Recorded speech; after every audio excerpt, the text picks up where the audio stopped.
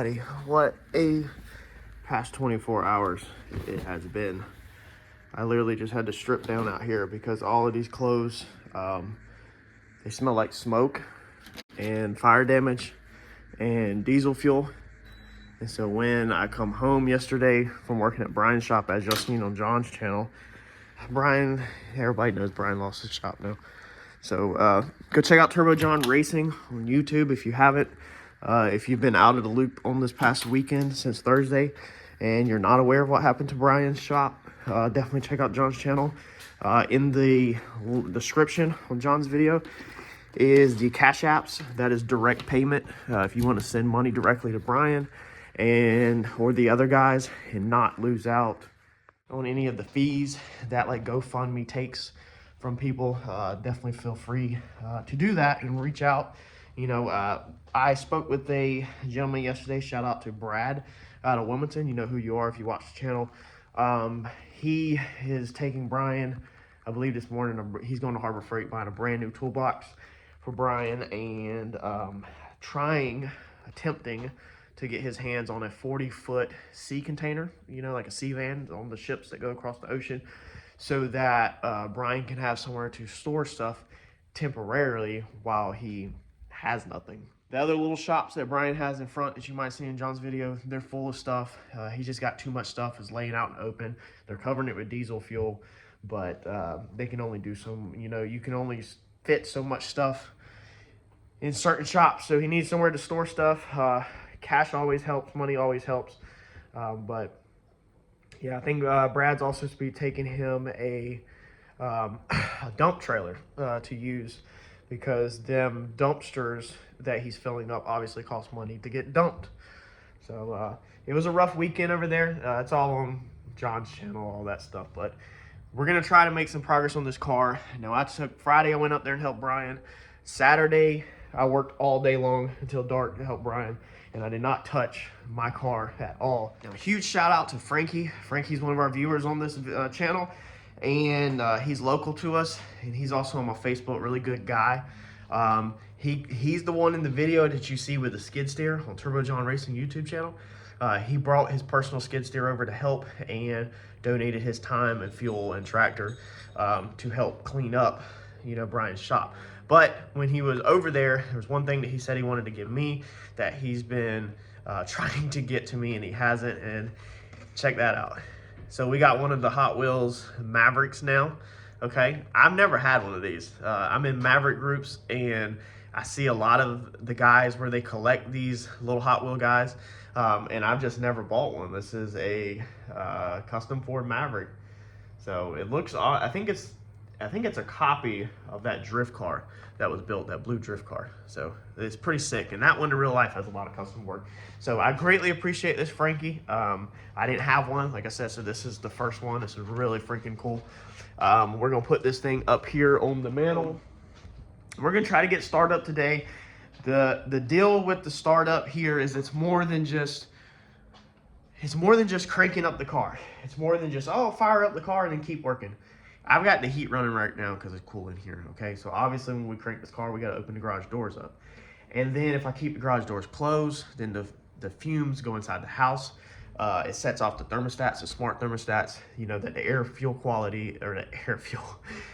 quality is extremely low in the house, and it stinks. It stinks when you're in a closed environment like this. So to safely run a methanol engine, you need, or an engine that's on methanol, you need engine motor, whatever y'all call it, from John's channel. You need well-ventilated area. Let's get underneath here. We're gonna drop the fuel, or we're gonna crack the oil open, the oil pan, and see if there's any fuel that has settled down. It is now Sunday around 12 o'clock. I spent this whole entire morning with the wife and with Harper and watching YouTube together and just hanging out, eating breakfast, stuff like that. Being I neglected them literally. I seen Harper on Friday for a little bit, and when I got home, she was asleep.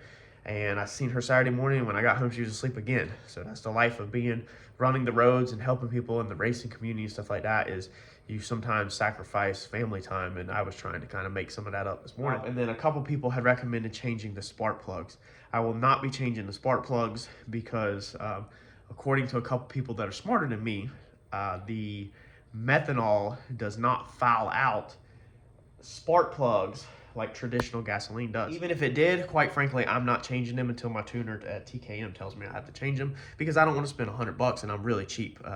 Also, I will not be changing the motor oil. Again, this goes back to I'm really cheap, and I will literally take that oil out of that car, put it in a metal plate, and that box up there is a 2-stove burner for propane. I will literally cook this oil like John has done in the past to evaporate the methanol out of it before I throw away $100 oil worth for one startup. I'd rather gamble than throw away $100 worth of spark plugs and $100 worth of motor oil. I'm stupid, don't do what I do, but I just like to be honest, and I don't try to pretend and lie about stuff and act like I'm gonna change something that I have zero intentions of changing. Buddy, I'm hurting. All right. Need this thing to come off of blocks and get some freaking control arms back on it so that it can go back on normal jack stands. Let's see if we got any fuel. And we shouldn't have to take the plug all the way out, I don't think. I think the fuel should just start running out.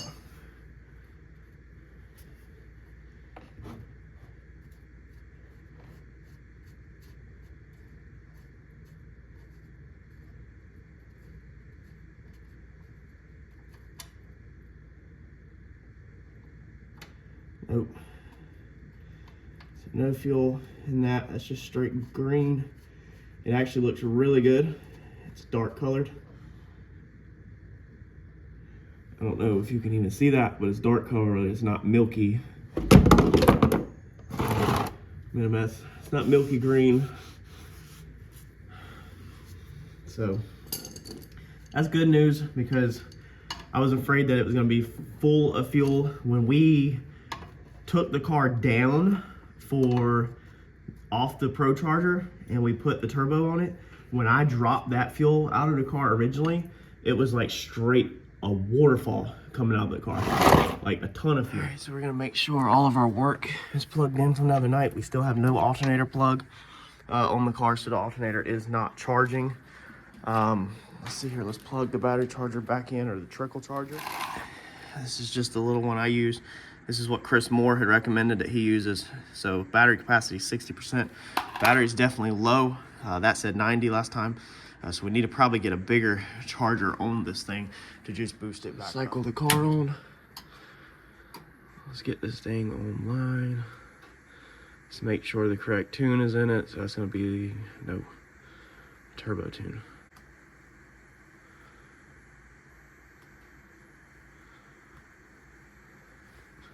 All right, so now the map sensor is reading 102, whereas last time it was reading 168, I believe. Let's get these garage doors open, and then we will try to fire this thing off and see how she feels. Pretty good with that sun. I've got the fan on back here, just circulate the air in the back. Let's see.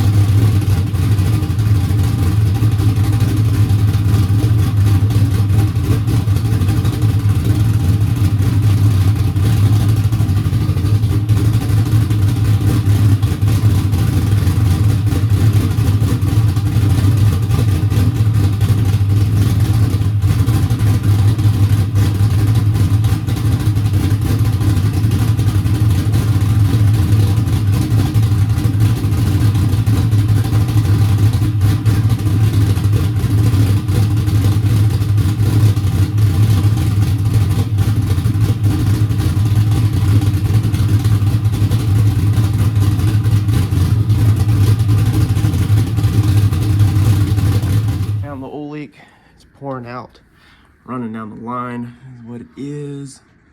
I just can't tell where it's pouring out of.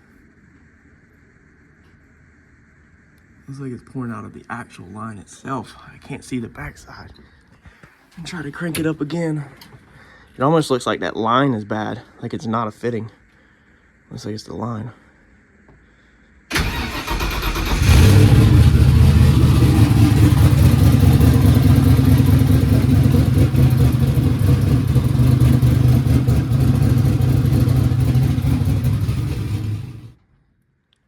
Yeah, so it's literally the line.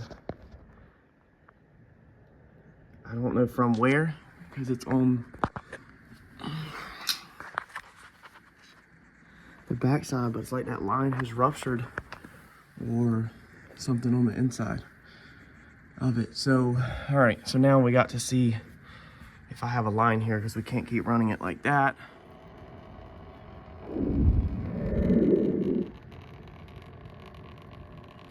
All right, so on the fuel line, I don't see, I put a black line there so I would know where to cut it at if I was gonna cut this line and shorten it. So there's nothing wrong with the steel braiding near it. So I don't know exactly, I guess eternally, that line's a little stiff. You have methanol through it. Could be a cheaper actual line. Not 100% sure. We got all this back on, so we now have a, I can't remember what this is, either a Starlight or something. It's a nicer hose. I'm gonna get it more permanently secured, but I went ahead and put a hose around it and a zip tie on the mid plate. It doesn't touch the headers. It won't come to the steering unless you really put a lot of force on it. So wiggling, vibrations, and air blowing is not going to get it to the steering shaft at all. And it doesn't touch the headers or anything, but I'm probably still, just a comfort, peace of mind, going to brace it up some more. So let's try this again. I topped it off with oil. We'll check it again after this startup. Put another cord in it because it was down on the stick.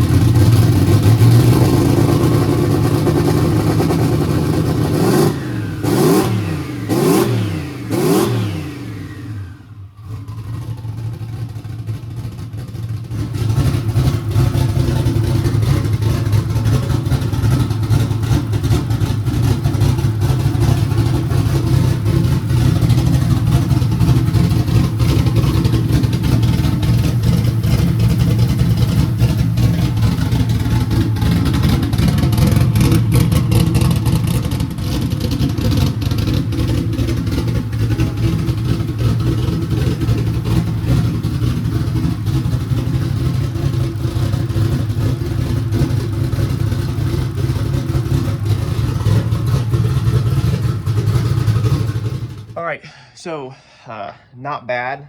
There's a couple things that we want to obviously adjust. So currently the car has no water in it at all. No coolant system basically at all. The water pump's not on. There's no coolant in it. There's maybe some coolant in the radiator, but the water pump's not on. You know the lines are drained because y'all seen that we redid everything.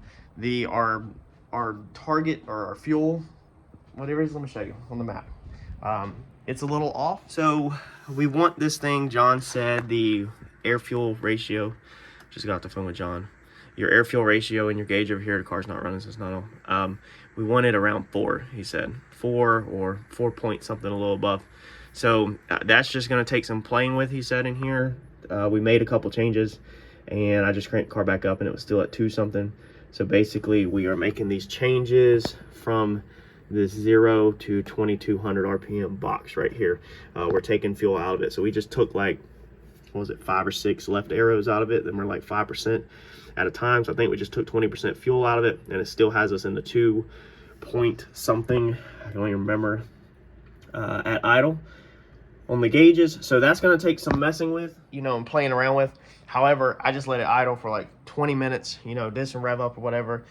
And it sounded good to me. I wanted to have the heat gun here to check each header to see what the temperature was on each cylinder, but I don't have it here. Nothing sounded alarming, sounded okay. You know, I don't know if somebody might comment that it was missing or something like that. I don't know none of that stuff, but nothing sounded alarming to me. So that's why we revved it up a couple times, you know, and just listen how it sounds. But we're not where we want to be at. We've got to mess with the fuel. We still need to do the spool up. We don't have any back pressure sensors hooked up. We don't have any wastegate sensors hooked up. And also the whole idle time, I actually had the 5-bar disconnected. I had forgot to hook the vacuum plastic line to it. So the line's right here. So I switched it real fast.